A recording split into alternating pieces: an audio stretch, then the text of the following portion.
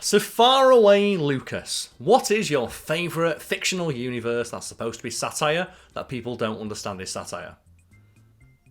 I mean, I don't know much about it, but I do like the satirical elements that I've heard about with Warhammer. Oh yeah. Wait, Lucas, no, Warhammer's not satirical.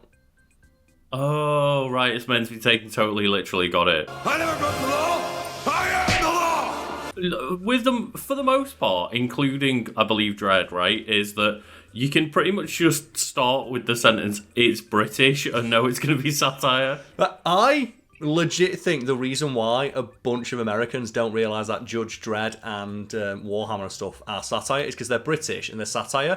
It's not subtle to us, but I think it's subtle to Americans because they don't really get sarcasm. Owing is our first offense. This is your fourth violation, Barbara. You are a menace. How do you plead? Not guilty. I knew you'd say that. Hey, wait a second. What are you doing?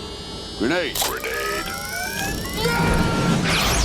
They do get sarcasm, but it's very different kind of sarcasm than British humour. Yeah, they get the kind of sarcasm like Chandler Bing does, where it's just, well, could I be any more satirical? Whereas British satire is more like, no, I don't think it's subtle, but it doesn't, like, just tell you that it's satire. Excuse me, is this Sarcasm 101? No, it's Lamaze class for men named Arthur. Oh, okay, sorry. I'm kidding. It is Sarcasm 101. Be more gullible. Take any seat you want. Mm-hmm. Like, Judge Dredd doesn't need to tell you that it's a satire of the American justice system, because it's immediately obvious when you have people driving around with giant eagle pauldrons shooting people for jaywalking. Judge Dredd is a fictional character who hails from a dystopian nightmare future world where law and order is degraded to such an extent that judges, like Judge Dredd, are empowered to become literal judge, jury, and executioner, punishing the most minor of crimes with a gunshot to the back of the head with a toddler-sized hand cannon. And it's a fucking big gun that Judge Dredd uses, right? It is, but describing it as a toddler-sized hand cannon. A job from which Dredd gets so little reprieve, he only gets to sleep for about 10 minutes per day. And you know that even in a regular universe like ours, that's 10 minutes longer than any employer wants to give, right? It really is, yeah. And that's the thing. We mentioned in the intro the idea of, like, satire not being understood as satire. And I really do not understand how people don't see Judge Dredd as satire, specifically a satire of, like, the American justice system. You have motorcycle riding cops with giant eagle pauldrons who punish every crime with a gunshot to the back of the head. 5 years? No! I had no choice. They were killing each other in You there. could have gone out the window. 40 floors? It would have been suicide. Maybe, but it's legal. Right? And, like, the parodic elements are so obvious to me, and I think it has a lot to do with the fact just British humour and American humour are so distinct, and Americans don't generally get sarcasm unless it's like Chandler Bing sarcasm, which is the worst kind of sarcasm because it's just, could it be any more obvious? Yeah, and it's one of those of, we often talk about how, like, oh, well, Americans don't really get sarcasm, and it's more Americans don't really get much British sarcasm. And obviously, that's a grand sweeping statement. I'm sure there are some people that do. And you're right, Lucas, we are speaking generally, but I've seen a lot of people miss the point of Warhammer and Judge Dredd. Oh, yes, including myself, but that was because I wasn't familiar with Warhammer for the longest time. I had no clue it was satire. Until you, like, learn anything about it and go, wait, mate, in Warhammer, Yes. the person in charge of, like, the good side is a guy on a golden throne who's not allowed to die and has been held up in this state of undeath as people just interpret their will and use it to subjugate trillions of life forms to their way of thinking. You think, so this is made in the UK, and it's a satirization of, loosely, UK politics. I wonder if there's any sort of messaging there about a fanatical group of people holding up a literal skeleton on a golden throne and using the ideals they get from that to subjugate billions of trillions of other life forms. I wonder if there's any sort of, like, commentary on British history to be found inside of that. There's definitely not, Karl. There's definitely got nothing to do with, like, the fact that we can't kill off anyone on a throne.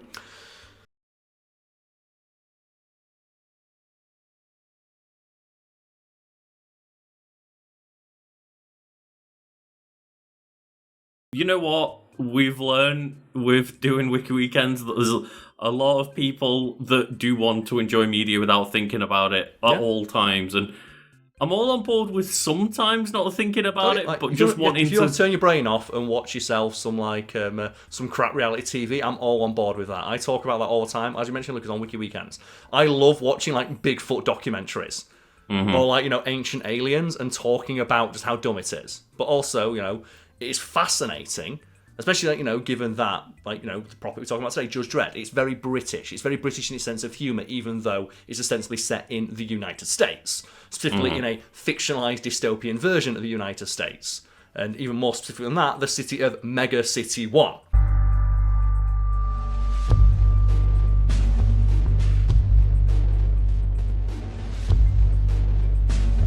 I think there's a Charlie Brooker bit about this, where he gets asked of like, well, you write Black Mirror. People don't know Charlie Brooker is the main writer of Black Mirror. And he got asked of like, well, how difficult do you think it is for satirists right now when like, the world is as it is? Well... But then when writing them, I never sort of think any of these are going to come true, and then it just seems like some of them do, which is a bit worrisome, generally. I mean, these are quite... For this coming season, they're all quite far out there, so I don't envisage that being a problem, although if it does happen, then the world is really fucked. Just like if you just described the situation we're in exactly as it's happening, it would be ridiculous. Like a parody writer will be laughed off right off the set if they try to suggest this is an idea that could potentially happen. Because people don't know the pitch of Black Mirror is it's the future 5 minutes from now. That's what Charlie Brooker's always said. Like when people ask him, when roughly are like Black Mirror stories set, he says 5 minutes from now.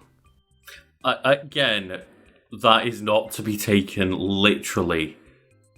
Like, it doesn't literally mean 5 minutes in the future. It just means what is feasible as a future from where we're sitting right in this moment. Yeah. It's like, imagine if, like, the effort that went into making, I don't know, like, mobile phones was put into some other aspect of society or technology, and just, like, the technology for that had progressed to the state, like, think about how different a phone is from what it was, like, 10 years ago. It's basically sci-fi, right? So imagine that, but applied to any other technology or concept. And that's like the idea for the show. But you mentioned, Lucas, it's not to be taken literally, though there are a lot of people out there who do take their media incredibly literally. If it's not literally mentioned in the text, they don't believe that it's being implied or inferred by said text. And bringing it back to Judge Dredd, he doesn't exactly live in the nicest fictional dystopia. Like, Mega City 1 has a 98% unemployment rate. Ooh. Yeah, and crimes as benign as littering and jaywalking are punishable by prison. I mentioned in the intro that they're punishable by being shot in the back of the head. That's not technically true, but almost every crime is punishable by prison or worse. The thing is that prison in the Judge Dredd universe is so bad that almost every single criminal, upon spying a judge, will try and book it. And that is a crime that is punishable by death. You might think, well, that's just a crime punishable by death with extra steps. The judges see it very differently. Willful sabotage of a public droid. That's 6 months, citizen. Let's see your unicard. Come on, give me a break, Judge Dredd. Dredd? God. It's kind of the point that just they could get away with just killing you if they really want to. Which, oddly enough, is brought up in the Sylvester Stallone Judge Dredd movie. Right. The Sylvester Stallone Judge Dredd movie isn't the greatest Judge Dredd movie, but it does have some of those parodic elements present. For example, right at the start of the film, Judge Dredd is in a gunfight, typical Hollywood action scene, and there's a guy who breaks apart a robot to hide inside. And Judge Dredd's like, well, that's a crime. He's like, but if I didn't do this, I would have been shot and killed. He's like, well, that's not against the law, you should have done that. 40 floors? It would have been suicide. Maybe, but it's legal. And then later in the film, Judge Dredd bumps into that guy, and he recognises. It's actually kind of funny because the way he recognises him is he looks at him, and then he puts his hand over his face and sees the jaw and goes, "That's Judge Dredd."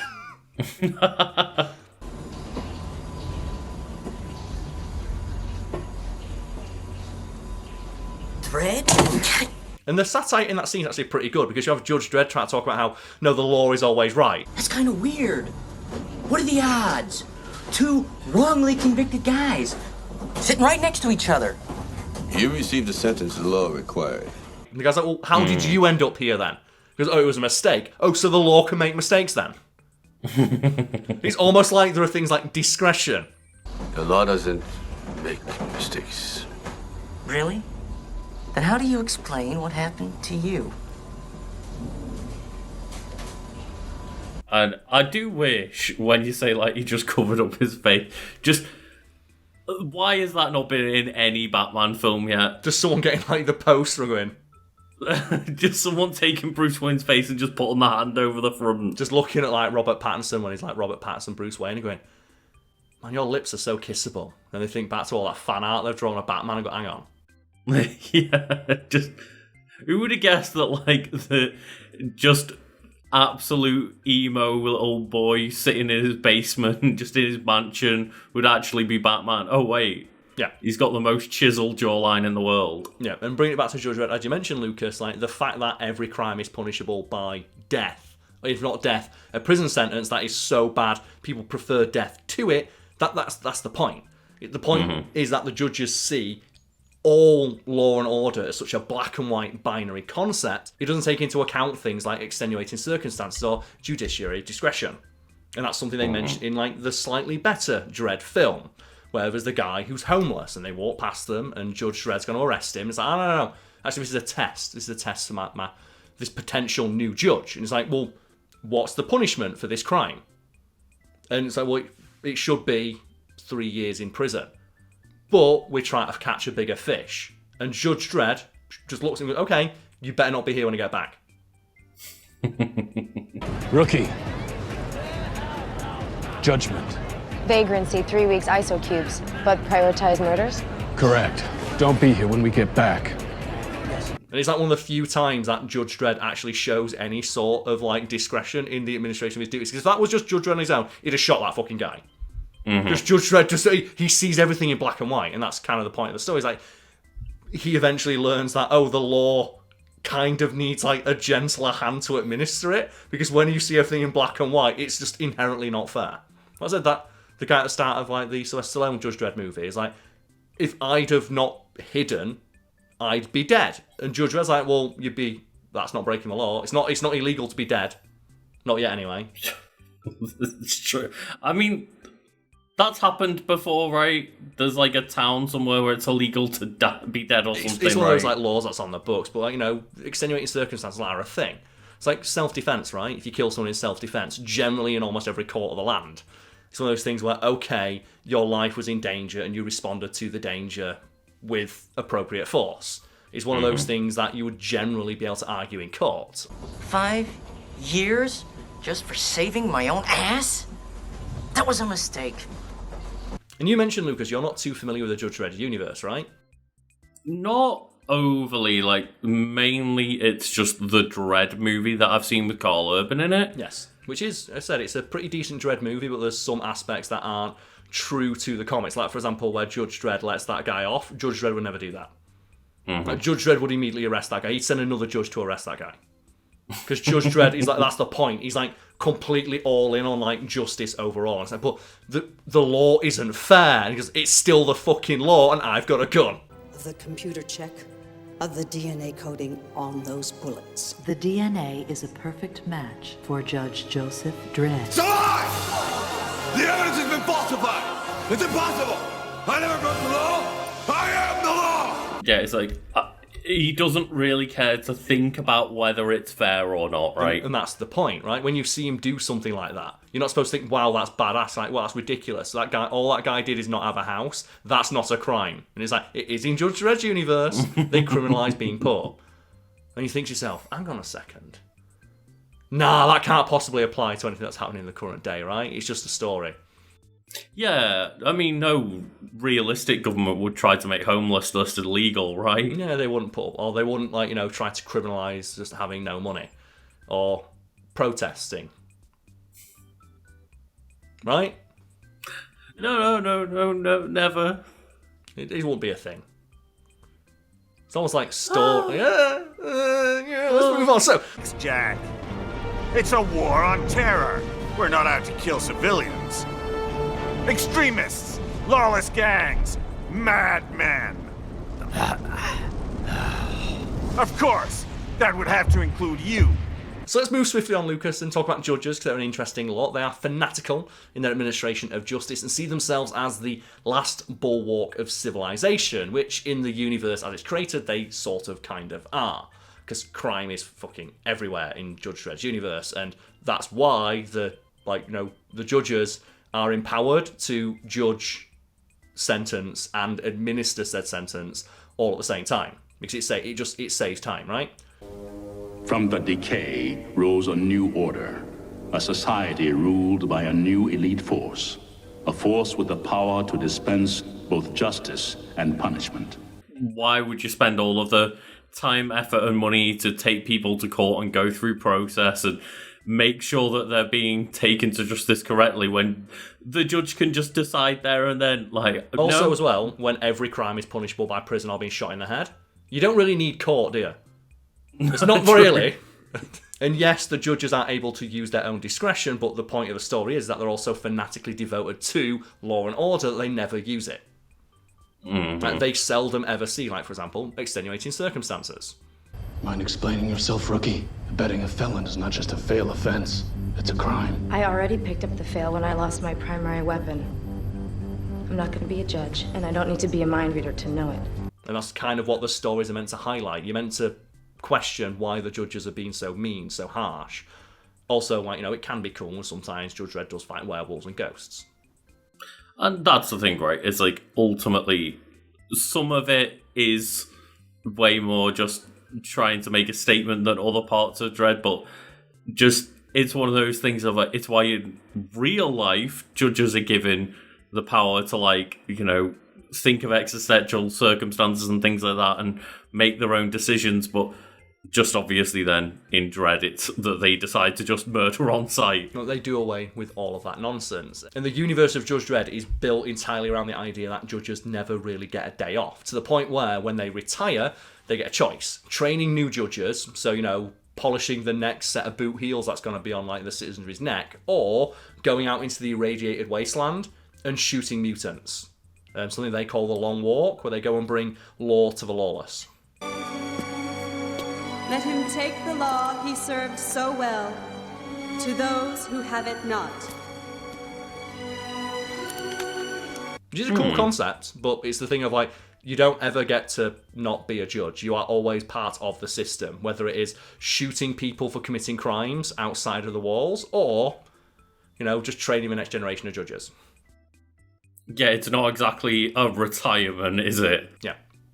And one of the cool things about the Judge Dredd universe, which we mentioned in a Wiki Weekends video, Lucas, is that it's one of the few comic universes that has just continued in real time since it was first created.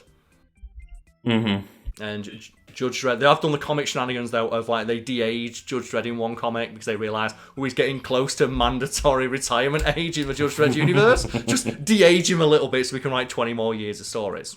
Other than that, it's still a wild feat to think of, to actually try and keep your world in real time in comic books or whatever. Yeah, it has a singular timeline that is a couple hundred years in the future of our own, but every time a year passes in our universe, a year passes in the Judge Dredd universe.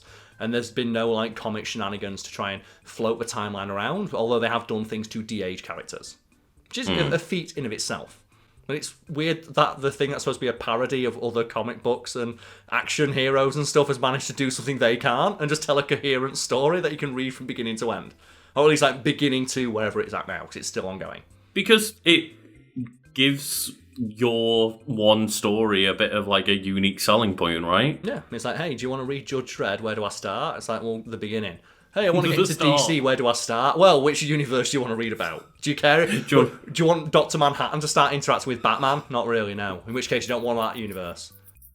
It's do you want New 52? Oh, yeah, that sounds good. How long does that last? A year? So I want to read some Marvel comics. Do you want to read Civil War? I've heard that's quite good. Do you mean Civil War 1 or Civil War 2 that happened a year later? Wait, it happened a year later in the comics. What? Yeah, they did Civil War 2 again.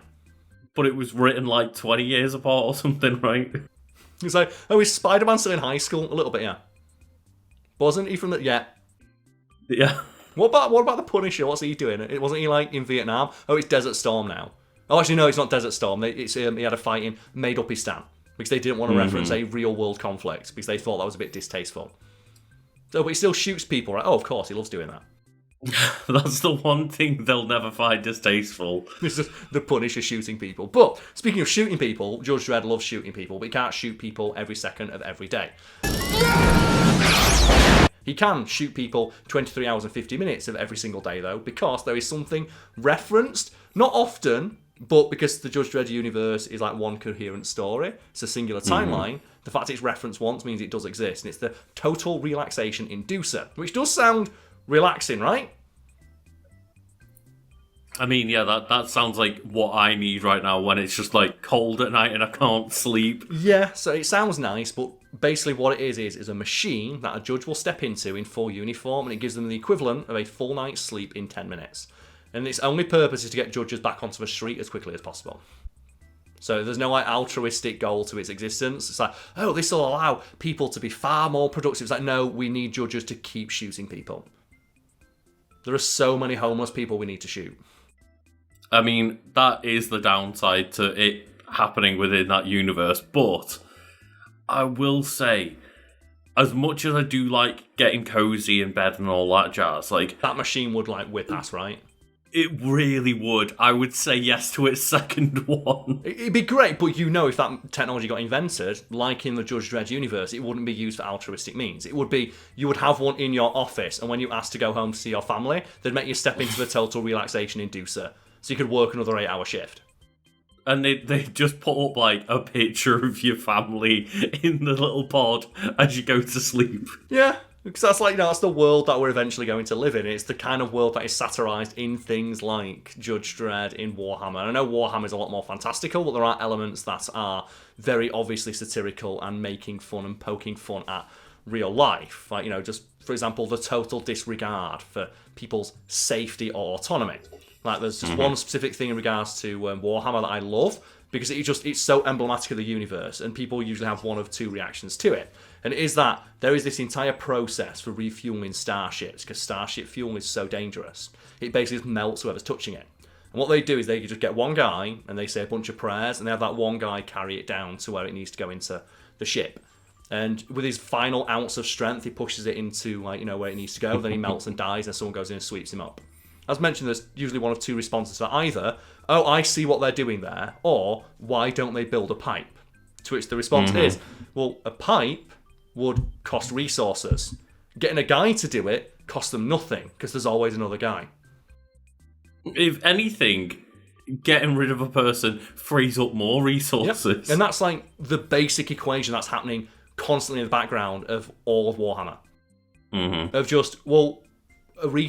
building a pipe that's metal like we used to make a gun to go shoot a Tyranid in the face. A dude, we've got billions of dudes. And like you said, every time we kill a dude, we free up more resources. Win-win. And every time like I see like discussions of the law, you get like the side that gets it and the side that are like, no, but why don't they just do this? It'd be more efficient. It's like, it's not about efficiency. It's about the fact they don't give a fuck. They don't care about people. That's the point. You exist as a cog in a machine. In fact, you are worth less than a cog in a machine because the cog in the machine is made of a resource that can't readily be replaced. You can. Yeah, getting a cog costs money. They can just get another one of you in 5 seconds. Like the existence of a thing called servitors, which are just like tiny flying skulls that are everywhere. And it's like, oh, they're just like criminals. We just rip the skulls off. Like, obviously in the Warhammer universe, like every crime is punishable by death. Everything is heresy. And just like what heresy constitutes, just like, can change on a day-to-day basis because, hey, sometimes we might need more skeletons. What is the Inquisition doing here? We're about to find out. It is a horribly depressing universe, and it fascinates me that people still don't, quote-unquote, get it. Because there's a friend of ours who literally works for Games Workshop who told me, like, it baffles him every time he sees it because... the literal first thing you see on opening any Warhammer media is like in the year 40,000, there is only war. Just this all there is, and everything is terrible and everything is horrible all of the time. But that means it's a totally, like, serious story, Karl, and war is serious, therefore there can't be parody of it. I'm doing my part. I'm doing my part. I'm doing my part, too. They're doing their... And you know what, Lucas, we could talk about this all day, and indeed we have on our other channel, Wiki Weekends. And to wet people's whistle, do you have like a favourite Wiki Weekends topic you'd like to promote right now? Ooh, So we've talked about Judge Dredd. We've talked about The Boys. We've talked about Starship Troopers. We've even talked about Warhammer on an episode. So we have covered a lot of these subjects, these pieces of media that are intended to be parodic and satirical that people just don't get. If people expect to go find a 40k episode, though, they might be disappointed. We definitely did an episode on Warhammer. That is a true statement. That is literally true. Well, since I'm struggling to think of like a highlight one, I did enjoy the discussion we just recently recorded where I watched the original Mad Max movie for the first time. So it's another film that has some satiric elements.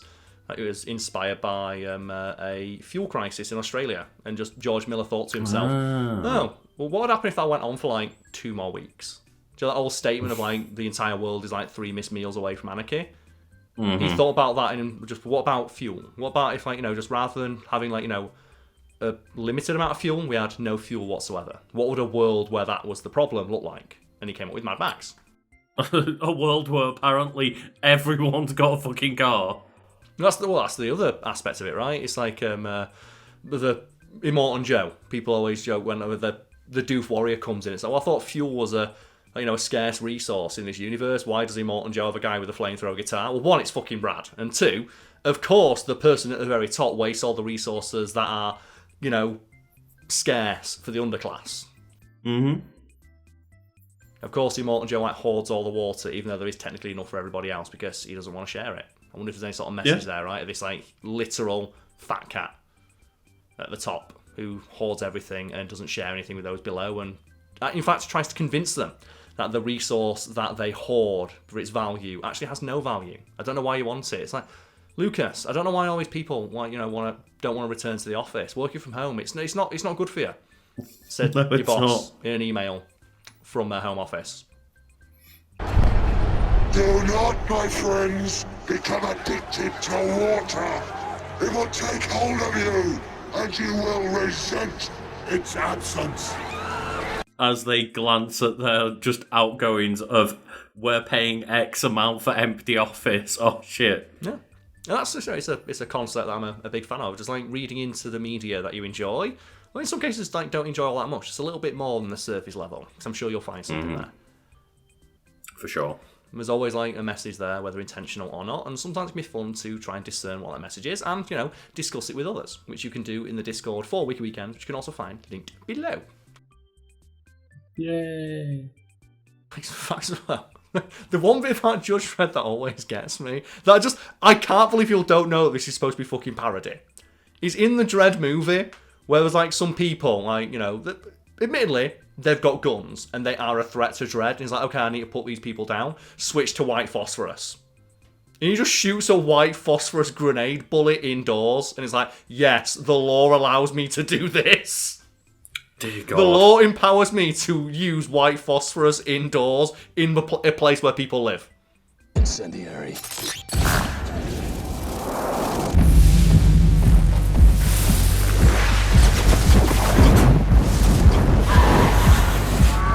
And it's fine. And it was like, oh, that scene's so badass. It's like, it's actually fucking horrifying that one guy has the ability to, at his own discretion, do that whenever he wants. Maybe he shouldn't have the ability to do that.